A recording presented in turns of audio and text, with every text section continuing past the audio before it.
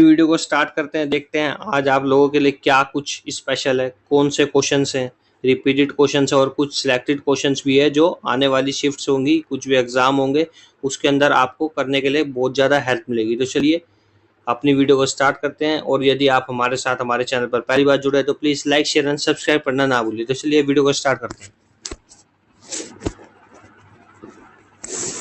तो दोस्तों जैसे कि पहले ही क्वेश्चन है, पश्चिम बंगाल में स्थानीय गरज के साथ तूफान को डैश के रूप में जाना जाता है। तो पश्चिम बंगाल में क्या कहा जाता है? काल बैसाखी। ठीक है, क्या बोला जाता है इसको?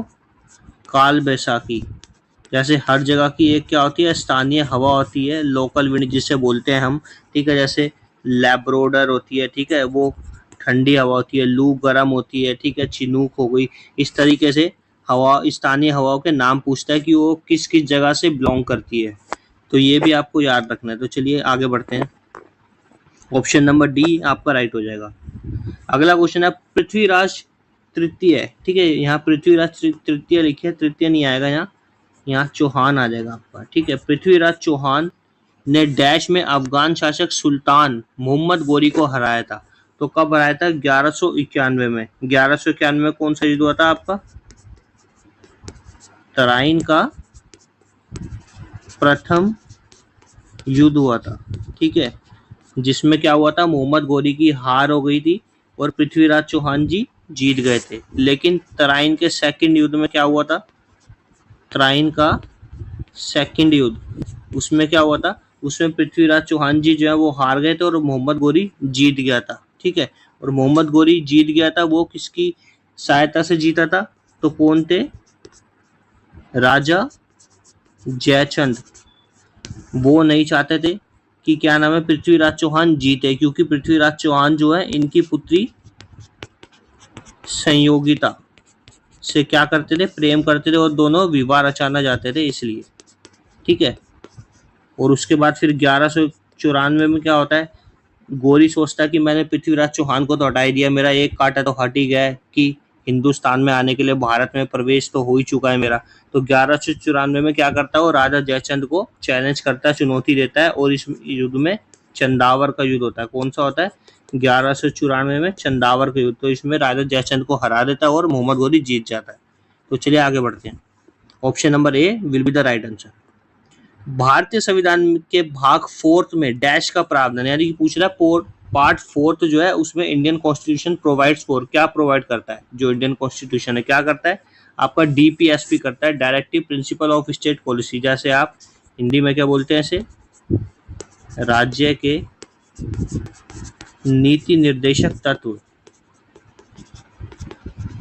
ठीक है, इतना आप याद रखेंगे। ठीक है, और पूछ लेगा ये कौन से आर्टिकल से लेकर कहाँ तक आते हैं? तो आर्टिकल 36 से लेकर 51, यानी कि 36 से लेकर 51 जितने भी आर्टिकल है उसके अंदर क्या है? डीपीएसपी के बारे में उल्लेख किया गया है। ठीक है, अब क्वेश्चन आता है पार्ट 4A में क्या होता है? ठीक है, यहाँ तो आपका पार्ट 4 लिखा है, तो पार्ट 4A की बात होती है, तो उसमें क्या आता है? आपकी फंडामेंटल ड्यूटीज आती है। फंडामेंटल ड्यूटीज किसे बोलते हैं दोस्तों?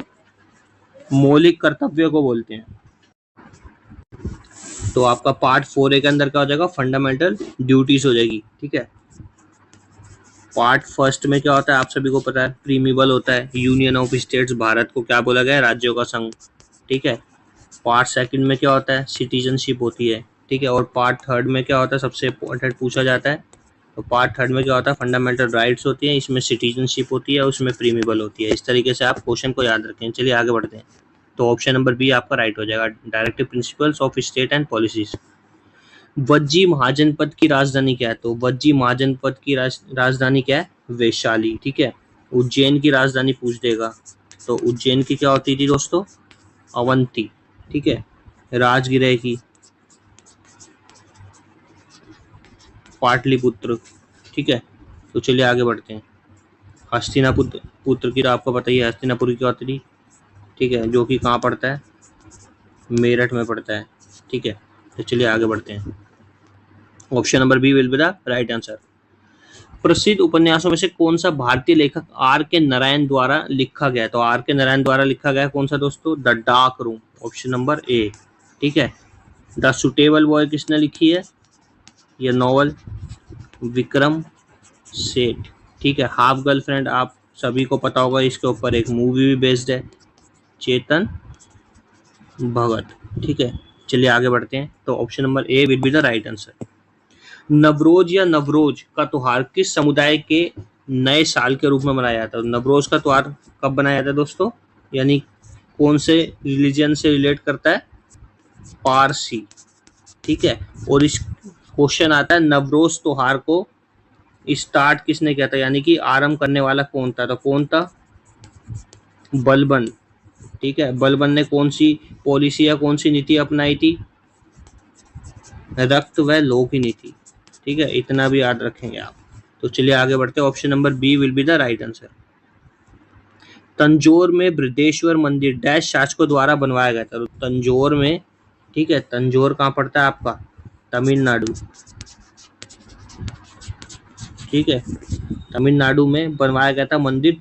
चोल डायनेस्टी यानी कि चोल एम्पायर जो थे, उसका एक राजा या शासक था, उसका नाम क्या था? राजा राज प्रथम। ठीक है, उसने ये मंदिर बनवाया था। तो चलिए आगे बढ़ते हैं। Option number A will be our right answer. Vedantam Satyanarayana Sharma किस शास्त्रीय नृत्य शैली के लिए जाने जाते हैं? तो किसके लिए जाने जाते हैं?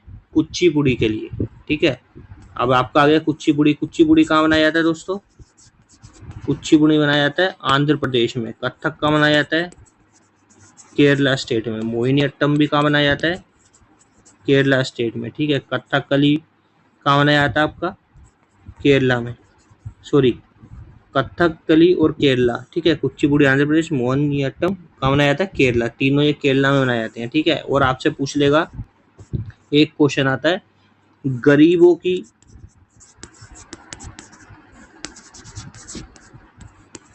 कथकली किसे कहा जाता है? गरीबों की कथकली के नाम से किसे जाना जाता है?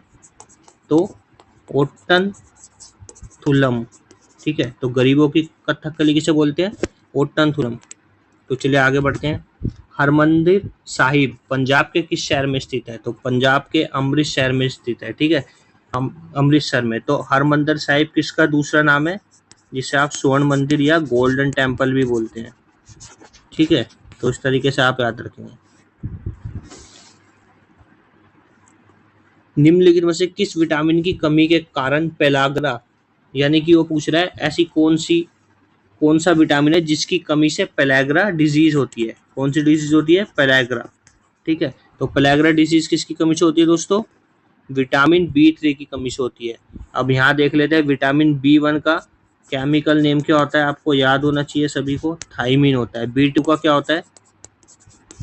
रिबोफ्लाविन होता है। ठीक है, ये भी आपको याद होना चाहिए। B3 का क्या होता है? नियासिन होता है। और B5 का क्या होता है? Pantothenic acid. क्या होता है? Pantothenic acid. तो इस तरीके से आप सारे याद कर सकते हैं। B12 का आप बताएंगे मुझे कमेंट करके, विटामिन B12 का केमिकल नेम क्या होता है। और दोस्तों, आपको वीडियो अच्छी लगी तो प्लीज़ एक बार लाइक कर दें और शेयर कर दें और सब्सक्राइब कर दें। तो चलिए अगला क्वेश्चन देखते हैं। फुटबॉल मैच की अवधि नियमित समय में क्या है? तो वो पूछ रहा है रेगुलर टाइम क्या होता है? तो रेगुलर टाइम क्या होता है आपका? 90 मिनट्स। तो यदि आपसे पूछ लेगा फुटबॉल मैच की अर्ध अवधि, अर्ध मतलब क्या होता है? यदि यहाँ क्वेश्चन में लिखते हैं आपको अर्ध अवधि, तो अर्ध अवधि का मतलब होता है हाफ पीरियड के बारे में पूछ रहा है, हाफ पीरियड। ठीक है, 1/2, तो कितना हो जाएगा? 45 मिनट्स। ठीक है, तो इस तरीके से आप याद रखेंगे। चलिए आगे बढ़ते हैं। ब्रह्मपुत्र नदी निम्नलिखित में से किस राज्य से होकर भारत में प्रवेश करती है? तो अब ब्रह्मपुत्र की बात आ गई है। ठीक है, ब्रह्मपुत्र से इंपॉर्टेंट फैक्ट देखते हैं। सबसे पहले आपको पता होना चाहिए 2900 किलोमीटर क्या है इसकी लेंथ है। ठीक है, ये हो गया आपका। ठीक है, और दूसरा हो गया ब्रह्मपुत्र जो है अरुणाचल प्रदेश में प्रवेश करती है। ठीक है, इतना तो ऑप्शन ए हमारा राइट हो जाएगा। ठीक है, भारत में कौन से स्टेट से प्रवेश करती है? अरुणाचल प्रदेश में किस नाम से जानी जाती है ये पूछ लेगा आपसे। ठीक है, देहांग बोलते हैं, दिहांग बोलते हैं। ठीक है, इन सभी नाम से क्या है, ये जानी जाती है। अब ब्रह्मपुत्र की ट्रिब्यूटरीज कौन कौन सी हैं? ठीक है, सुबनसिरी, ठीक है, लोहित, ठीक है, और कौन सी होती है? मानस, ठीक है, इस तरीके से आप याद रखेंगे। ठीक है, क्वेश्चन आता है ब्रह्मपुत्र को तिब्बत के अंदर किस नाम से जाना जाता है? तिब्बत के अंदर, चाइना के अंदर और बांग्लादेश के अंदर किस किस नाम से ये बहती है? तो बांग्लादेश के अंदर बैठी है जमुना के नाम से, चाइना में बहती है यारलुंग सांगपो, ठीक है, और तिब्बत में क्या कहते हैं इसे? सांगपो। ठीक है, इस तरीके से आप याद रखेंगे। तो चलिए आगे बढ़ते हैं। Option number A will be our right answer. निम्नलिखित में से कौन सा भारत का पड़ोसी देश है? तो भारत का पड़ोसी देश कौन सा है दोस्तों? सभी जानते हैं, रशिया तो है नहीं, ऑस्ट्रेलिया भी नहीं है, ईरान भी नहीं है, तो आपका कौन सा हो जाएगा? मालदीव। ठीक है, मालदीव क्या है और श्रीलंका, ये दोनों क्या है? जल सीमा वाले देश है। कौन से देश है? जल सीमा वाले। और 7 देश कौन से हैं आपको बता चुका हूं मैं बहुत ही बार अपनी वीडियो में। तो कौन कौन से हैं? भूटान, नेपाल, चीन, पाकिस्तान, अफगानिस्तान और म्यांमार। ठीक है, ये हो गए आपके। ठीक है, और बाकी ये हो गए। तो चलिए आगे बढ़ते हैं अपनी वीडियो के साथ। Option number B will be the right answer. Malala Yousafzai को किस वर्ष नोबेल पुरस्कार मिला था? दोस्तों, नोबेल पुरस्कार की स्टार्टिंग कब हुई थी? 1901 में हुई थी। ठीक है, और किसकी याद में दिया जाता है? Alfred Nobel. अल्फ्रेड नोबेल का जन्म कब हुआ था? 1833 में हुआ था। ठीक है, इन्होंने क्या किया था? ये क्यों फेमस है? डायनामाइट की खोज की थी इन्होंने। ठीक है, और आप सभी को पता है जो नोबेल पुरस्कार है कितने फील्ड्स में दिया जाता है? तो types of 6 fields, physics, medicine, economics, ठीक है, लिटरेचर, ठीक है, और पीस हो गया आपका। ठीक है, और कौन सा होता है आप कमेंट करके बताएंगे। ठीक है, क्वेश्चन आता है सबसे पहले भारत में सर्वप्रथम नोबेल किसको दिया गया और कौन से क्षेत्र में दिया गया? लिटरेचर में दिया गया था 1913 में। किसको दिया गया था? रविंद्रनाथ टैगोर जी को दिया गया था। ठीक है, अब क्वेश्चन आता है मलाला यूसुफजई का। तो मलाला यूसुफजई कौन है? शी इज द या शी वॉज द यंगेस्ट, यानी कि सबसे यंगेस्ट, सबसे युवा थी ये। इनको जो कम उम्र में मिला था 2014 में पाकिस्तान की। ठीक है, और कम मिला था 13 साल की उम्र में। तो इस तरीके से आप क्वेश्चन को याद रखेंगे। तो चलिए आगे बढ़ते हैं। Option number B our right answer. झोरा किस राज्य का प्रसिद्ध नृत्य है? तो झोरा कहाँ का नृत्य है? उत्तर प्रदेश का। उत्तर प्रदेश को और कौन कौन से होते हैं दोस्तों? नौटंकी होता है आपका, ठीक है, कजरी, इस तरीके से आप याद कर सकते हैं। ठीक है, हरियाणा का फुलकारी बोल सकते हैं आप। ठीक है, सांग होता है। ठीक है, केरला के आप सभी को पता ही है कथकली होता है। ठीक है, वेस्ट बंगाल के कौन से होते हैं? कीर्तन होता है। ठीक है, कीर्तन पूछ लेता है आपसे, इस तरीके से आप याद कर सकते हैं। बंगला कीर्तन होता है। ठीक है, तो चलिए आगे बढ़ते हैं अपनी वीडियो के साथ। ऑप्शन नंबर ए अवर राइट आंसर। भारत का एकमात्र तैरता हुआ राष्ट्रीय उद्यान केबुल लामजाओ राष्ट्रीय उद्यान किस राज्य में स्थित है? तो कहाँ पे स्थित है? मणिपुर में स्थित है। और ये जो केबुल लामजाओ राष्ट्रीय उद्यान है ये किस लिए प्रसिद्ध है? यहाँ पे क्या दिखता है? नाचता हुआ हिरण। ठीक है, तो इस तरीके से आप याद रखेंगे। Option number C will be our right answer. Singalila national park कहाँ स्थित है? तो सिंगालीला कहाँ स्थित है दोस्तों? वेस्ट बंगाल में स्थित है। ठीक है, अब आपसे मणिपुर का मैंने आपको बता ही दिया, केबुल लामजाओ। ठीक है, वेस्ट बंगाल का सिंगालीला हो गया। तमिलनाडु का एक पूछता है आपसे सत्य मंगलम, ये भी आपको याद होना चाहिए। ठीक है, राजस्थान के तो बहुत सारे आपको पता ही होगा। ठीक है, तो राजस्थान के कौन कौन से हैं दोस्तों, ये आप कमेंट करके बताएंगे। केवला देव है। ठीक है, और कोई भी तो आप बताएंगे कमेंट करके। तो चलिए आगे बढ़ते हैं। अर्थशास्त्र में नोबेल पुरस्कार किस वर्ष से दिया जा रहा है? तो अर्थशास्त्र में कब से दिया जा रहा है? 1969 से। ठीक है, तो आगे बढ़ते हैं। ऑप्शन नंबर डी और राइट आंसर। हिमालय श्रृंखला कहाँ स्थित है? तो हिमालय श्रृंखला कहाँ स्थित है? एशिया में। ठीक है, मेसोपोटामिया किस देश का पुराना नाम है? तो मेसोपोटामिया किस देश का पुराना नाम है? इराक का। अब आपसे पूछ लेगा तामाशेक, ठीक है, या तमाशेक कहाँ का पुराना नाम है? तो सिंगापुर का। रोडेशिया कहाँ का है? जिम्बाब्वे, ठीक है। इस तरीके से ही आपसे भारत के संदर्भ में पूछ लेगा, भारत के संदर्भ में आपसे पूछ लेगा कामरूप, कामरूप किसका पुराना नाम है? तो असम का। आपसे पूछ लेगा जेजा भुक्ति या जेजा भक्ति कहाँ का पुराना नाम है? तो बुंदेल खंड का। इस तरीके से आप पढ़ सकते हैं, ठीक है। तो चलिए आगे बढ़ते हैं। Option number C will be our right answer. बाघ का वैज्ञानिक नाम क्या है? तो बाघ का वैज्ञानिक नाम क्या है दोस्तों?